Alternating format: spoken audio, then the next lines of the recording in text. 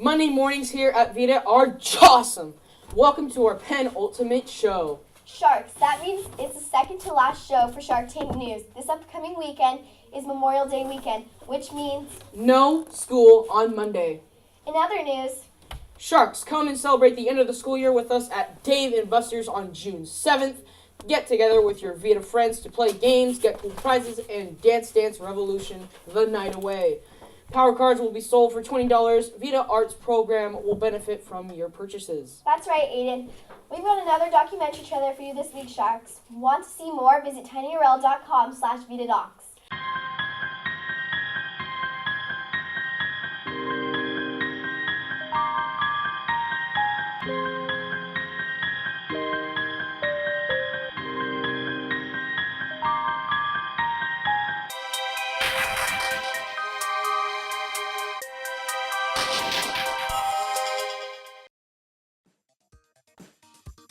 So the Scouts have these door hangers, and they go around their neighborhood and they drop door hangers off during the week, and they ask the participants to put the donations out on their front porch on Saturday morning, and the Scouts come by on Saturday morning and pick up the food, and they bring it to a local charity after they pick it up from their homes.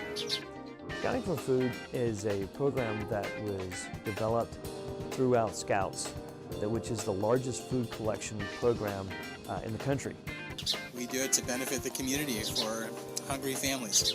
There were lots of people who were volunteering to help collect the food and then distribute it and sort it. You can see how they really enjoyed the fact they're able to get something to eat. If you will be moving over the summer, please go to the attendance office and let Miss Vicky know. All library books are going to be due by May 26th. Textbook return week is starting tomorrow, May 22nd, and iPad return starts Tuesday, May 29th. Check in with your ELA teacher or the librarian in the library. Vita dancers will be having their spring performance this Friday, May 25th at 6 p.m. 6th and 7th graders, are you interested in building robots and competing in competitions?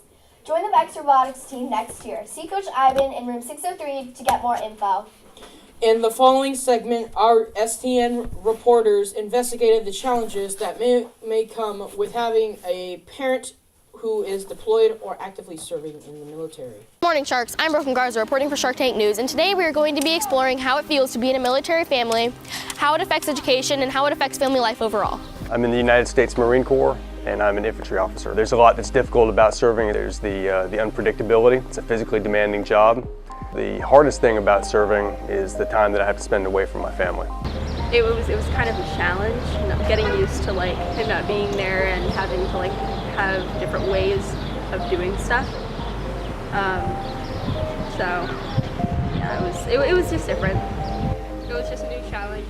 I've been back home for 2 weeks now, and had a terrific homecoming with my family. They were waiting for me at the base when we arrived, and homecoming and readjustment it's a challenge. It was kind of hard not having a dad around, and I got to feel that experience of how other kids feel. I was able to tell him how I was doing academically through email and stuff, but since he only called once a week, sometimes I forgot what happened during the week.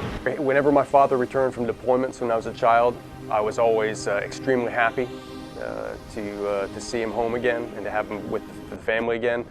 But I was also extremely nervous because I knew, as I've later experienced as an adult, that my brother and my mother and I had been doing our own thing for as long as he'd been gone.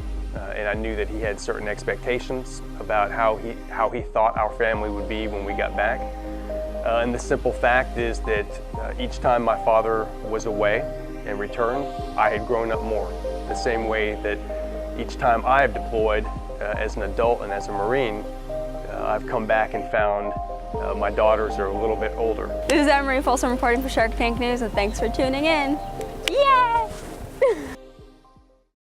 6th and 7th graders, Legoland is coming up on Wednesday, May 30th. Don't forget. Please make sure to hear the daily announcements for more info to come on Legoland. Our STN reporters would like to tell you on how to prepare for this awesome trip. The Legoland field trip is coming up, And we interviewed Missy to tell you more about what to bring. let's build our way into this segment. Yes, I think that we choose Legoland because it's not just fun, but it's also educational. Students have the opportunity to learn about robotics and the Legos that they use there as well. The environment is with Lego robotics, so they can bring that information back to Vita. Things I would recommend, definitely bring comfortable walking shoes because you will be walking a lot. Water bottle. You can bring lunch or money that you can purchase lunch there. Your backpack, but just keep in mind we're going to be checking backpacks before we leave for the day. Sunscreen and a towel if you want to get on the rides that you can get wet. So just make sure that you have a towel to dry up. Where would I go if I wasn't going to Legoland? I don't know. I would want to go to Florida, Universal Studios, you know, those places. This is Aiden Moeller, Tyler Reeds, and Matthias Kramer reporting for Shark Tank News. That's all we have for today. We hope you enjoyed our show. Have a great weekend, and see you in 2 weeks on Shark Tank News. Everything a Shark Needs to Know to Innovate Design and Create.